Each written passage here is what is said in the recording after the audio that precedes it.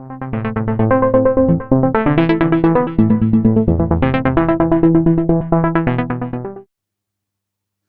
My dear students, आज का जो टॉपिक है वो है हमारा फोरियर सीरीज।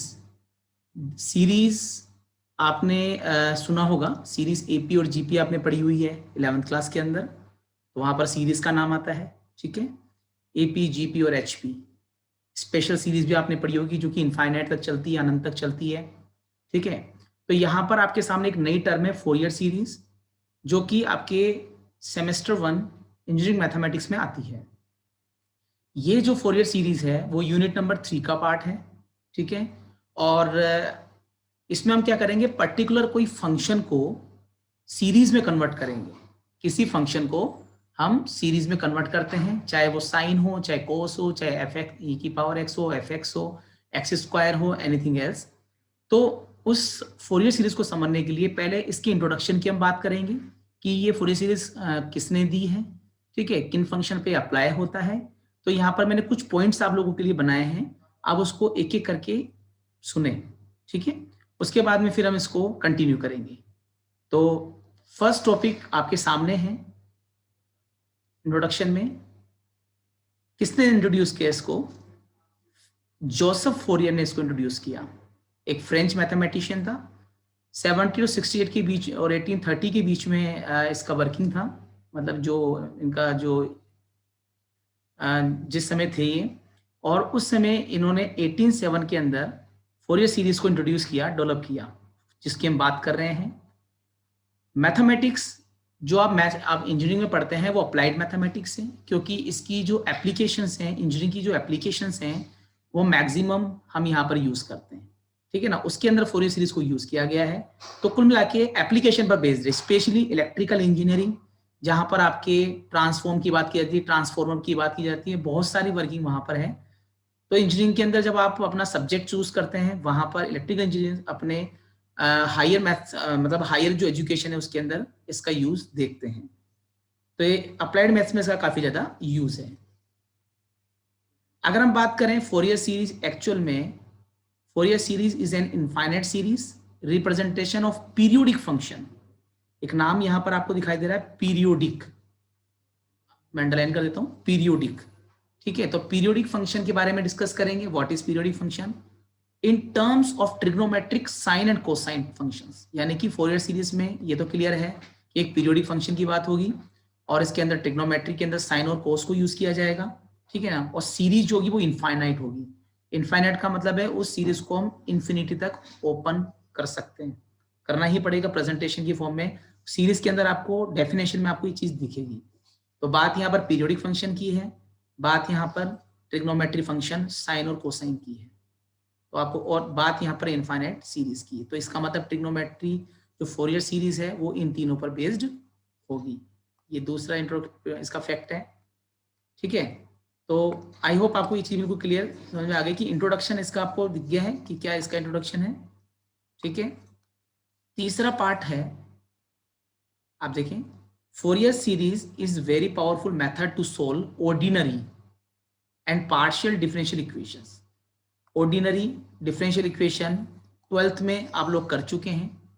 ठीक है, पार्शियल डिफरेंशियल इक्वेशन यानी पीडीई, ये हम आगे इसको सेकंड सेमेस्टर में पढ़ेंगे या हायर मैथ के अंदर डिस्कस करेंगे।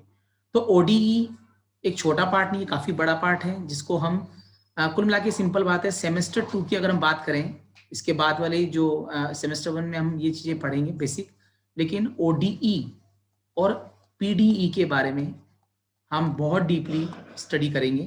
तो इनका यूज जो है वो अपन आगे करेंगे। ठीक है, अच्छा, इसमें इसको मतलब पावरफुल मेथड इनको सोल्व करने में, लेकिन नाम यहाँ पीरियोडिक फंक्शन का भी आ रहा है और नॉन होमोजेनियस टर्म्स की बात आ रही है। तो इन तीनों से एक कंक्लूजन, फर्स्ट वाले पार्ट में तो मैंने आपको इसको बताया कि किसने दिया है। दूसरा, इसमें साइन कोसाइन और पीरियोडिक फंक्शन की बात की जा रही है, इनफाइनाइट सीरीज की बात की जा रही है, और स्पेशली फोरियर सीरीज को सोल्व करने, ऑर्डिनरी और पार्शियल डिफरेंशियल को यूज करने में काफी यूजफुल है, जिसमें पीरियोडिक फंक्शन की बात की जाती है। तो ये फोरियर सीरीज की कुछ फैक्ट्स हैं, कुछ इंट्रोडक्शन है जो आपको पता होना चाहिए। अब फोरियर सीरीज को प्रेजेंट कैसे करते हैं, उसको प्रेजेंट करने से पहले मैं चाहता हूं कि आपको पहले कुछ बेसिक 12th क्लास के बता दूं क्योंकि कहीं ना कहीं इन बेसिक्स का आपके यूज होने वाला है। तो पहले हम बेसिक की बात करेंगे, फिर मैं इसकी डेफिनेशन को यूज करूंगा, साथ में बेसिक में पीरियोडिक फंक्शन के बारे में भी मैं आपको इंट्रोडक्शन दूंगा। तो पहले मैं पीरियोडिक फंक्शन के बारे में आपको इंट्रोडक्शन दूंगा, उसके बाद में 12th की से रिलेटेड मतलब इसमें जो काम आने वाले बेसिक्स हैं वो हम डिस्कस करेंगे। तो यहां तक आप लोगों को आई होप क्लियर होगा। ठीक है, बात हम करते हैं पीरियोडिक फंक्शन की। पहले उसको हम डिस्कस कर लें, क्योंकि नाम यहाँ पर पीरियोडिक आ रहा है तो ऑब्वियसली इसका कहीं ना कहीं यूज कहाँ कहाँ होता है वो हमें पता होना चाहिए। ठीक है, अब पीरियोडिक फंक्शन में आपने देखा होगा कि जैसे क्वाड्रेंट के अंदर जब आप पूरा घूमकर एक राउंड लगाते हैं तो थीटा इज इक्वल टू 2 पाई होता है, लेकिन आप यहीं पर वापस से रिपीट होकर आ जाते हैं तो कहीं ना कहीं वैल्यूज रिपीट होती है। और आपने 11th में देखा होगा कि आपको सिर्फ ये वैल्यूज लर्न करनी है, 0, 30, 45, 60 और 90। अगर आपको इसके एंगल्स की टेबल आपको याद है जो कि 10th में पढ़ी है, तो आपने ये भी देखा होगा कि कुल मिला के जब कितने भी बड़े एंगल्स आप निकाल लीजिए, सब कुछ वापस रिपीट होकर इन्हीं एंगल्स पे टिक जाता है, ये हम जानते हैं। तो पीरियोडिक फंक्शन में भी कुछ ऐसा ही है। ठीक है, तो पहले उस डेफिनेशन को हम देखेंगे कि पीरियोडिक फंक्शन एक्चुअल में क्या है। ठीक है, और उसके बाद में उसका कुछ एग्जांपल्स मैं आपके सामने लूंगा, क्योंकि ये बेसिक है। फोरियर सीरीज में पीरियोडिक का नाम आ गया तो हमें इसके बारे में पता होना चाहिए। ठीक है, तो देखिए, late f of x be a function defined for defined for all real values of x। यानी एफ एक्स एक फंक्शन है जो कि x के लिए डिफाइन है। The function f of x is said to be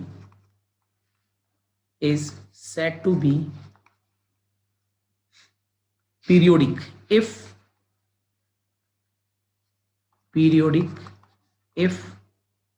there exists a positive number. एक number मैंने यूज करूंगा यहाँ पर, अ पॉजिटिव नंबर, ये बहुत स्मॉल नंबर है, t, capital T, such that f of x is equal to f x plus t। यानी कि उस पीरियड को मैंने इसमें t ऐड किया तो इस पर कोई इंपैक्ट नहीं पड़ेगा। If I am taking x plus 2t, यानी कि मैंने इसको डबल कर दिया टाइम पीरियड को, तब भी वही फंक्शन रिपीट हो रहा है। फिर ऐसे ट्रिपल, 3t, 4t, 5t, इस तरह से हम लिख सकते हैं। ओवरऑल हम लिख सकते हैं x plus nt। ये रिपीटेशन 1 टाइम 2 टाइम, तो ये एक नंबर है पॉजिटिव, ये एक्चुअली क्या टाइम पीरियड को शो कर रहा है t। तो आपने देखा पहले 1t लिया, 2t के बाद रिपीटेशन, फिर 3t, फिर 4t, nt तक गए तब भी फंक्शन वही बना रहा। तो फंक्शन में कोई चेंजेस हुए नहीं एक टाइम इंटरवल के बाद में। तो इस तरह के जो फंक्शंस हैं, यानी इसका मतलब क्या है, इसका मतलब ये है thus fx repeats itself after a period, after just a minute, after a period of t। इसका मतलब तो यही हुआ कि एक टी टाइम के बाद में ये क्या हो रहा है, वही उस फंक्शन में रिपीट करने के बाद वो एफ एक्स में ही कन्वर्ट हो रहा है। तो ये डेफिनेशन है, लेकिन इसके लिए कुछ एग्जांपल लेंगे तब आपको ज़्यादा ये चीज़ें क्लियर होंगी। सिंपल है, एक फंक्शन पीरियोडिक जब कहलाएगा जब एक पर्टिकुलर टाइम इंटरवल के वापस से उसी फंक्शन में वो कन्वर्ट होता है, यानी जहाँ से स्टार्ट किया वहीं पर इसको हम फिनिश करते हैं। तो इस तरह के जो फंक्शंस होंगे वो पीरियोडिक फंक्शन होंगे। अब यहाँ पर कुछ एग्जाम्पल्स मिलूंगा जिससे कि आपको ये क्लियर हो पाए। So I am taking example number 1। जैसे कि मैंने एक फंक्शन कंसिडर कर लिया है, कंसिडर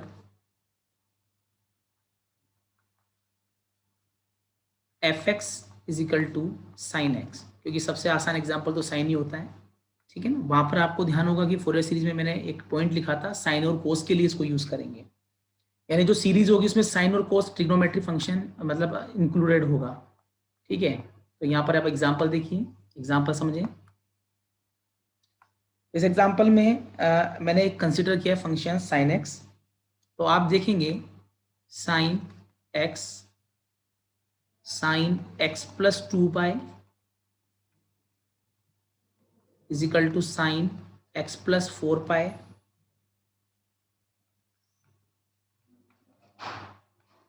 डैश डैश डैश। आपने क्या देखा कि पहले 2 पाई इंटरवल था तो फंक्शन वही बना, 4 पाई लिया तो वही फंक्शन बना, मतलब 2 पाई का जो है इसमें गैप बना हुआ है, तो वही फंक्शन आपको मिल रहा है। तो आप ऐसे समझो साइन 2 पाई प्लस थीटा क्या होता है, यानी कि पूरा 360 प्लस थीटा, 360 प्लस थीटा का मतलब पूरा एक राउंड हो गया, तो वापस से फर्स्ट क्वाड्रेंट में आ जाते हैं तो भी साइन आता है।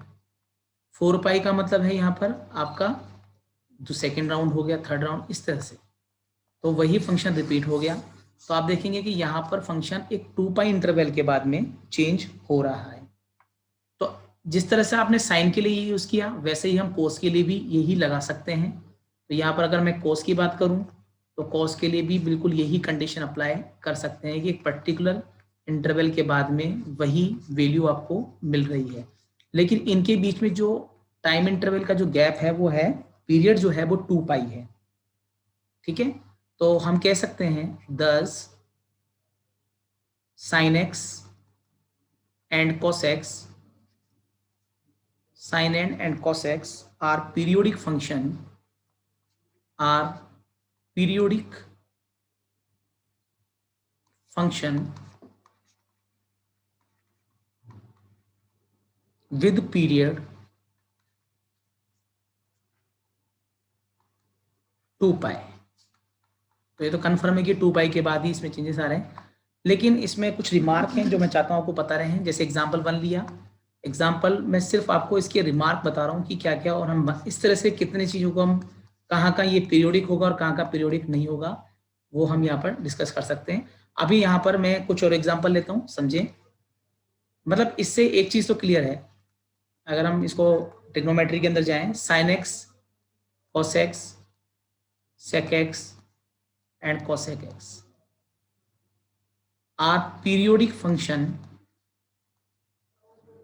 प्रूफ नहीं करना है, आप सिर्फ इसको ऑब्जर्व करेंगे, दैट्स इट। ये ध्यान रखना है, फंक्शंस विद पीरियड। ग्राफ बना के देखिए, इसका ग्राफ के हिसाब से आपको पता चलेगा, ग्राफ जब बनाएंगे तो वहां पर आपको क्लियर हो पाएगा।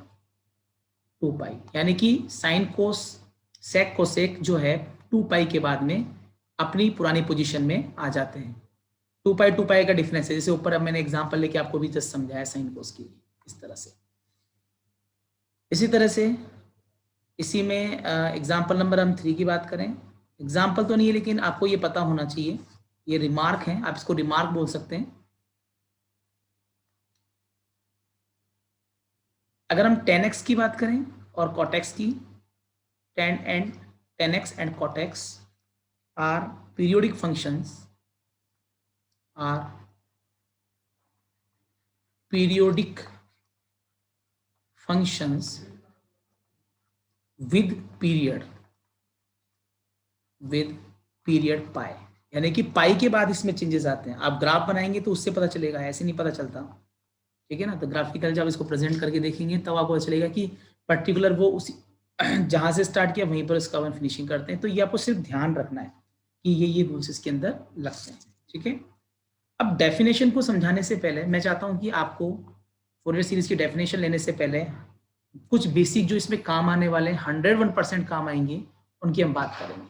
सो I am taking basic, okay. हम यहां पर बात कर रहे हैं बेसिक्स की। ये बेसिक्स आप लोगों को पता होना चाहिए, ठीक है। हम उसको डिस्कस करेंगे, ध्यान से समझना। सबसे पहले हम बात करेंगे यहाँ पर एक एक करके मैं सारे पॉइंट्स को डिस्कस करूंगा। सब पढ़ा हुआ है आपका, इसमें कुछ नया नहीं है। इवन एंड ऑड फंक्शंस, पहले हम इसकी बात करेंगे, क्योंकि ये सब जितने भी टर्म्स, जितने भी रिजल्ट्स, जितने भी बेसिक्स मैं आप लोगों से डिस्कस करूंगा, ये सब काम आएंगे आपके। ये सब आपके इस एक्सरसाइज के क्वेश्चन को सोल्व करने में हेल्प करेंगे।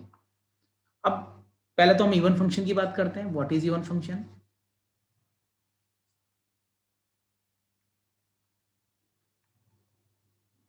यानी कि अगर हम बात करें, if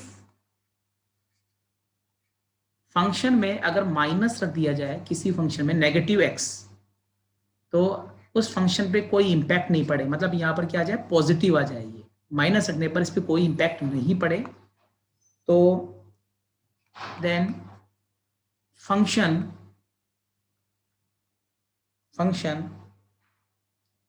is non even function.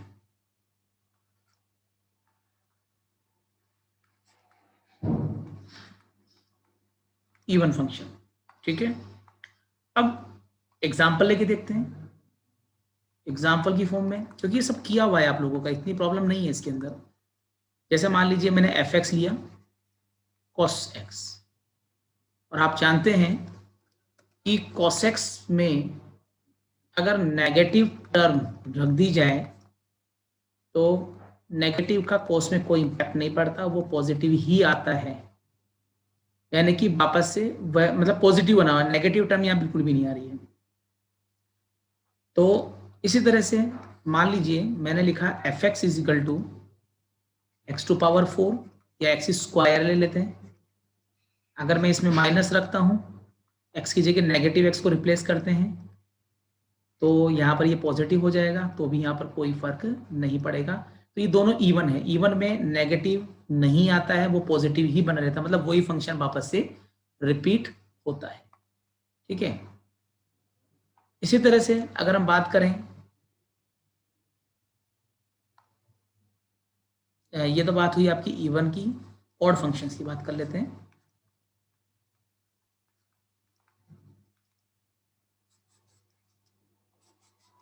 Odd function, if f of minus x is equal to minus, negative रखने पर नेगेटिव माइनस बाहर आता है, then function is odd function. यानी फंक्शन कैसा है, ऑड फंक्शन है, ठीक है। हम एग्जांपल की बात करते हैं, मैं ऑड फंक्शन के एग्जांपल्स की बात करता हूँ, बहुत आसान है, सब लोगों ने किया हुआ है, इसमें कोई ज़्यादा कुछ सोचने की जरूरत नहीं है। सपोज करो एफ एक्स की जगह मैंने यूज़ किया साइन एक्स। सबको पता है कि जब इसमें नेगेटिव रखते हैं तो साइन माइनस एक्स, माइनस रखने पर नेगेटिव टर्म 100% बाहर आती है, माइनस बाहर आता है, तो ये माइनस आ गया, इस वजह से ये कैसा फंक्शन है, ऑड फंक्शन है। और भी एग्जांपल हम ले सकते हैं, बेसिक एग्जांपल्स ले रहा हूँ, आगे तो फिर क्वेश्चंस करेंगे तब आप देखेंगे। अगर मैंने एफ ऑफ एक्स की जगह एक्स क्यूब लिया है और मैंने यहाँ पर नेगेटिव रखा, तो माइनस एक्स टू क्यूब, तो माइनस को आप बाहर निकाल दीजिए, ये एक्स क्यूब हो जाएगा, तो आप देखेंगे कि यहाँ पर जो फंक्शन है वो माइनस आ रहा है, ठीक है। तो ये माइनस ऑफ एफ एक्स लिखा जा सकता है, क्योंकि एफ एक्स की वैल्यू ये है, इसकी वैल्यू मैंने यहाँ रखी है, माइनस की वैल्यू को आप लिख सकते हैं, यहाँ भी ऐसे ही कर सकते हैं, ये एफ एक्स की वैल्यू है लेकिन इन नेगेटिव, दोनों कंडीशन में माइनस बाहर आ रहा है, ऊपर वाली कंडीशन में बाहर नहीं आ रहा था, तो यहाँ पर आपके और इवन फंक्शंस को इस तरह से पहचान कर सकते हैं। तो इस पर बेस एक प्रॉपर्टी है डेफिनेट इंटीग्रल की, निश्चित समाकलन की, आप लोगों ने पढ़ा हुआ है, उस प्रॉपर्टी को यहाँ समझना जरूरी है, क्योंकि बहुत सारे क्वेश्चंस को करने में इसकी काफ़ी हेल्प होने वाली है, ठीक है। तो मैं आपके सामने वो प्रॉपर्टी लूंगा, देखिए, प्रॉपर्टी ऑफ डेफिनेट इंटीग्रल बोल सकते हैं अपन, property of definite integrals. Only एक प्रॉपर्टी जो यूज करेंगे इवन ओड वाली, सब आपका पढ़ा हुआ है। दिस इज पॉइंट नंबर 2, ठीक है ना। सब आप लोगों का डिस्कशन किया हुआ है, सब चीजें आपकी पढ़ी हुई हैं, ठीक है ना। सिर्फ उसको एक बार रिमाइंड करने की देर है, ठीक है। तो आसानी से आप कर सकते हैं इसे। वो प्रॉपर्टी में एक बार रिपीट करूंगा, समझने की कोशिश कीजिएगा, बहुत आसान है। अगर -a to a लिमिट दी हुई है, यानी लिमिट सेम है, f ऑफ x dx किसी फंक्शन का आपको इंटीग्रेशन करना है, लेकिन लिमिट सेम है, नेगेटिव टू पॉजिटिव है, तो इसकी कंडीशन है अगर उसमें नेगेटिव रख दिया जाए तो कोई इंपैक्ट नहीं पड़ेगा। माइनस रखा है मैंने अंदर, ये देखिए, ये माइनस रखा है, माइनस रखने पे इस पर कोई फर्क नहीं पड़ रहा है। तो इसका मतलब क्या है, एफ एक्स जो है वो क्या है, इवन फंक्शन है इस समय। और इवन जब होता है तो उस जगह पर ये जो आपका कंडीशन है, लिमिट सेम है, नीचे तो लिमिट लगा दीजिए 0, ऊपर लिखिए a और 2 से मल्टीप्लाई कर दीजिए, और यहां हो जाएगा F x into D x. वापस सुन लो, जब माइनस रखने पे कोई इंपैक्ट नहीं पड़े, यानी फंक्शन इवन हो, तो हम क्या करते हैं, 2 से मल्टीप्लाई करते हैं और लिमिट यहाँ 0 बना देते हैं, और एफ एक्स डी एक्स, फिर उसका भी इंटीग्रेशन करके सोल्व कर लेते हैं। लेकिन अगर माइनस रखने पर यहां पर नेगेटिव टर्म आती है, यानी एफ एक्स क्या हो गया, ओड हो गया। ओड को हम बोलते हैं विषम, और इवन को बोलते हैं सम, ठीक है। तो उसकी वैल्यू विदाउट सोल्विंग हम क्या लिख सकते हैं, 0 लिख सकते हैं। ये हमें पता होना चाहिए, ठीक है ना। तो ये इवन ओड का एक सिस्टम है जो आप लोगों को पता होना चाहिए। इसके साथ में यहां पर जब हम इंटीग्रेशन की बात कर ही रहे हैं, तो इसमें 2 रिजल्ट्स हैं जो आपके बहुत पॉपुलर हैं, काम में आते हैं, वो भी मैं आप लोगों से शेयर करूंगा, ठीक है। तो देखिए यहाँ पर थर्ड पार्ट है आपका, 2 स्टैंडर्ड रिजल्ट्स हैं जो आपको याद होंगे, सम स्टैंडर्ड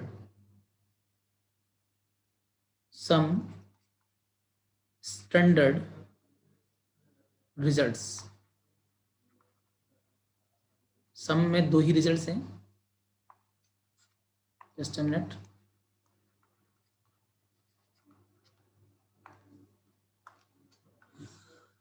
दो रिजल्ट्स हैं जो आप लोगों ने पढ़ा हुआ है, काफी लोगों को याद भी है, और बहुत सारे बच्चे से भूल भी चुके हैं। बहुत इजी है। फर्स्ट रिजल्ट जो डायरेक्टली हम यहाँ पर काम में लेंगे, कहीं ना कहीं यूटिलाइजेशन इनका है, e raise to power x sine b x. लोग इसे आइलेट से करते हैं, कई लोग इसे शॉर्टकट फॉर्मूला अप्लाई करते हैं, e raise to power a x a square b square a sine b x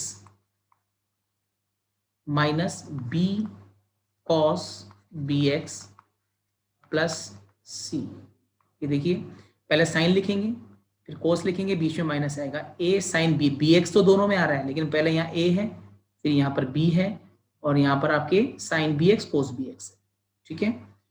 इसी में एक रिजल्ट और है जो आप यूज करेंगे, जैसे यहाँ पर साइन आ रहा है ना, आप देखें यहाँ साइन आ रहा है, ऐसे ही यहाँ पर कोस भी आ सकता है।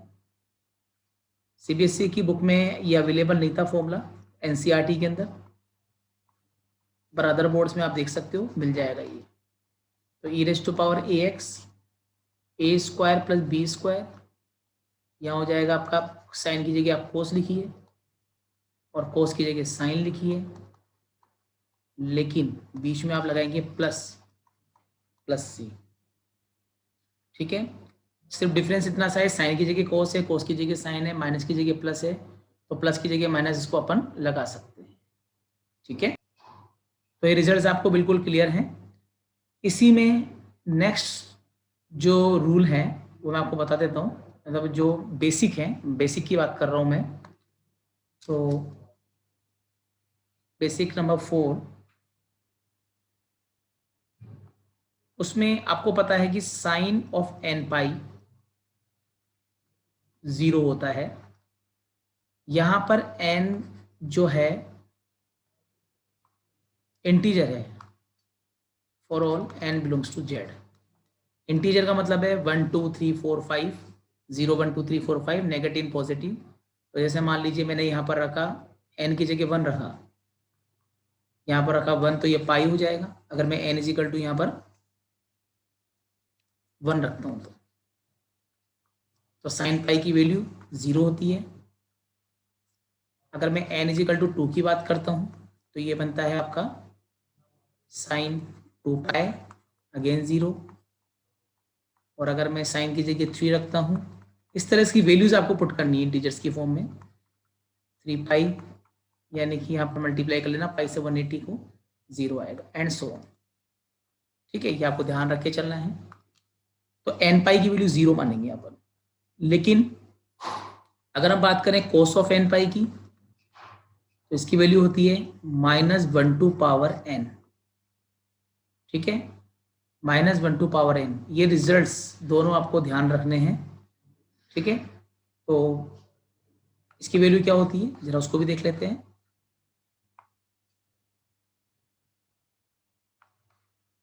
देखिए, जैसे मान लीजिए यहाँ पर n की जगह आपने रखा 1, तो ये हो जाएगा आपका साइन, सॉरी साइन, हम कोस की बात कर रहे हैं, तो कोस पाई -1 टू पावर 1, पावर 1 है तो ऑब्वियसली नेगेटिव आएगा। कोस पाई की वैल्यू नेगेटिव हो गई। अगर हम n इजिकल टू 2 यूज करते हैं तो कॉस ऑफ 2 पाई होगा। यहाँ पर -1 की पावर 2 रखेंगे तो ये पॉजिटिव हो जाएगा, क्योंकि इसकी वैल्यू पॉजिटिव 1 हो जाएगी। इसी तरह से n इजिकल टू 3 पुट करते हैं, ये हो जाएगा कोस 3 पाई। कोस 3 पाई, पाई 3 क्या है, ऑड नंबर है, विषम संख्या है, तो अपने आप इसकी वैल्यू क्या हो जाएगी -1 एंड सो ऑन। तो ये तरीका है, मतलब ये चीज़ें आपको ध्यान रखनी है डायरेक्टली। जो मैंने आपके सामने लिखा है ये आपको टेक्निक्स, ये चीज़ें आपको ध्यान होनी चाहिए। ठीक है ना, क्योंकि ये सब आपके इस एक्सरसाइज में काफ़ी हेल्प करेंगे क्वेश्चन को बहुत इजीली करने के लिए। कई बार क्या होता है, क्वेश्चन की लेंथ बहुत बड़ी हो जाती है, तो ये ट्रिक्स होती है ना, इनकी हेल्प से क्वेश्चन को हम छोटा कर सकते हैं। लेकिन ये है कि आपको ये सब रिजल्ट्स पता होने चाहिए। इसके अलावा ये रिजल्ट तो आपको पता चल ही गए हैं।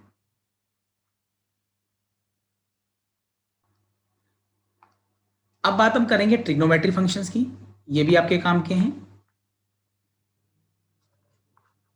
Trigonometric,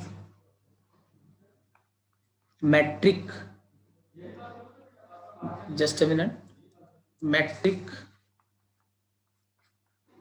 functions. ठीक है, इसमें जो फॉर्मूला सबसे ज्यादा यूज हो रहा है, ऐसे तो बहुत सारे फॉर्मूले हैं, लेकिन मैं वही फॉर्मूला यूज करूंगा जो सबसे ज्यादा यूज हो रहा है। आप लोगों ने पढ़ा हुआ है sine x plus sine y, second part sine x minus sine y, third part cos x plus cos y, fourth part cos x minus cos y. बहुत अच्छी तरह से आप जानते हैं। आपने देखा कि इसमें साइन है दोनों, यहाँ साइन पहले साइन लिया गया है, साइन पहले प्लस लिया है फिर माइनस, फिर दोनों को कोस लिया है, COD में है, एक बार प्लस और एक बार माइनस में है। तो इसमें आप इसको लिख सकते हैं 2 साइन, पहले साइन लिखिए, दोनों को ऐड कीजिए x plus y by 2, add करके फिर कोस लिखिए, फिर दोनों को माइनस करके 2 का डिवाइड कर सकते हैं। मतलब इस क्वेश्चन में साइन को पहले और कोस को बाद में। ठीक है, अच्छा सेकंड वाले में आपको कुछ नहीं करना, सेम आएगा, बस यहाँ पर कोस को आप पहले लिखेंगे और फिर आप लिखेंगे साइन को। ठीक है, तो पहले आपने क्या किया, यहाँ पर आपने साइन को लिखा था, फिर कोस को, यहाँ कोस को पहले साइन को बाद में। अगर साइन प्लस में है तो ये लगाएंगे, अगर ये माइनस में है तो आप ये अप्लाई करते हैं। बेसिक है।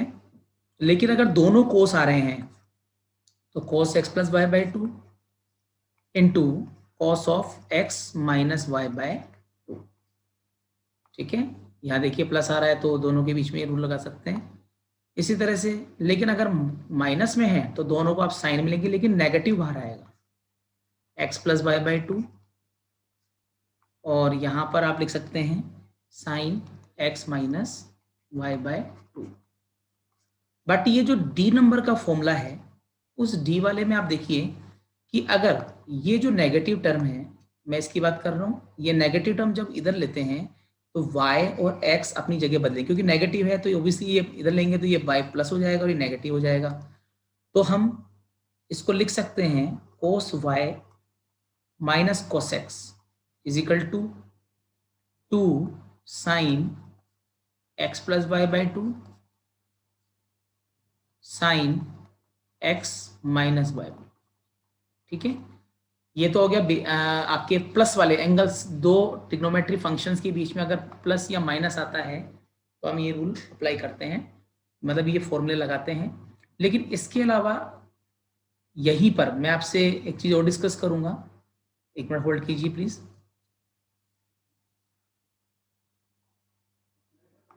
हाँ जी, ये तो हमको आसानी से लर्न हो जाते हैं, लेकिन अब जो मैं लिखने वाला हूँ वो हमें कभी भी लर्न आसानी से नहीं होते हैं। ठीक है, इनमें कुछ भी नहीं है, ये तो बहुत आसानी से कई लोगों को याद भी है, कई लोगों को याद नहीं भी है, ये भी है। बट जो नेक्स्ट बताऊंगा उसमें प्रॉब्लम्स स्टूडेंट्स फेस करते हैं, उन्हें 100% प्रॉब्लम आती ही है। तो वो फॉर्मूले हैं, देखो ध्यान से। 2 इसमें मैं फर्स्ट फॉर्मूला लूंगा 2, सिर्फ याद करवा रहा हूं मैं, आपको बना नहीं रहा हूं, सिर्फ बता रहा हूं कि कैसे याद रखा जाए। 2 sine x cos y. Second formula है 2 cos x sine y. Third formula है 2 कॉस एक्स कॉस वाई। और फोर्थ है 2 साइन एक्स साइन वाई। ठीक है, ये फॉर्मूले हमारे पास में है, इनको लगाना है आपको। अब ये सब क्या है, मल्टीप्लाई में चल रहे हैं, आप ध्यान से देखिए, ये मल्टीप्लाई में चल रहे हैं सारे, ये प्लस माइनस में चल रहे थे, ये मल्टीप्लाई में चल रहे हैं। कैसे हम इसको याद रख सकते हैं वो देखिए आप, है ना। तो ये आपको याद करने का तरीका बता रहा हूं, और इन्हीं का यूटिलाइजेशन ज्यादा है। तो देखो कैसे लिखोगे, इधर देखो, इसका राइट पहले ए फॉर्मूला जो है इसको देखो आप, देखो यहाँ क्या है, साइन 2 साइन कोस, अंदर क्या है वो मत देखो, 2 साइन कोस, तो 2 साइन कोस, यहाँ देखिए 2 साइन कोस, 2 साइन कोस दिखाई दे रहा है आपको, तो ये फर्स्ट वाले से मैच कर रहा है। तो अब इसका राइट लेफ्ट हैंड साइड देखिए, दो जगह पे साइन दिया हुआ है और बीच में प्लस लिखा हुआ है। तो आप क्या करेंगे, पहले यहाँ लिखेंगे साइन, फिर प्लस लगाएंगे, फिर लिखेंगे साइन।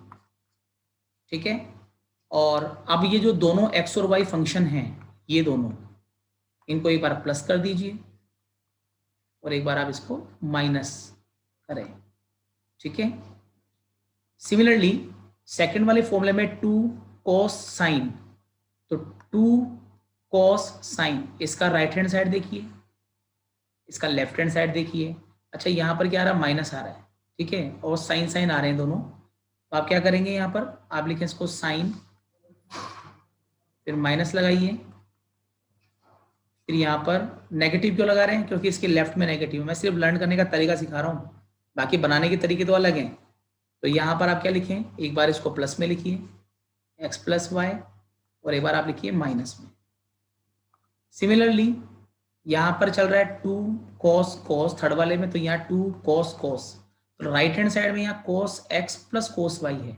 देखिए यहाँ पर पहले cos है, फिर cos है, बीच में प्लस है। तो आप यहाँ पर भी यही करेंगे, पहले cos लिखेंगे, फिर प्लस लगाएंगे, फिर cos लिखेंगे, एक बार आप इसमें प्लस कर दीजिए और एक बार आप इसमें माइनस कर दीजिए।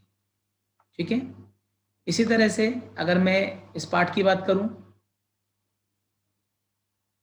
इसकी पार्ट बात करें, तो यहाँ आप थोड़ा सा इसमें क्या है कि जहाँ एक्स एक्स था वहाँ यहाँ वाई दिया हुआ है, और जहाँ वाई वाई है वहाँ पर एक्स दिया हुआ है। लेकिन राइट में 2 साइन साइन आ रहा है, साइन साइन, तो यहाँ भी 2 साइन एक्स साइन वाई आ रहा है। तो आप क्या करेंगे, दोनों को पहले कोस लिखेंगे, यहाँ पर आप कोस लिखेंगे और इस जगह पर बीच में माइनस है, यहाँ मैंने माइनस लगा दिया। लेकिन अब क्वेश्चन में कहा x plus y, x plus y, x plus y, लेकिन यहाँ लिखा जाएगा x माइनस वाई।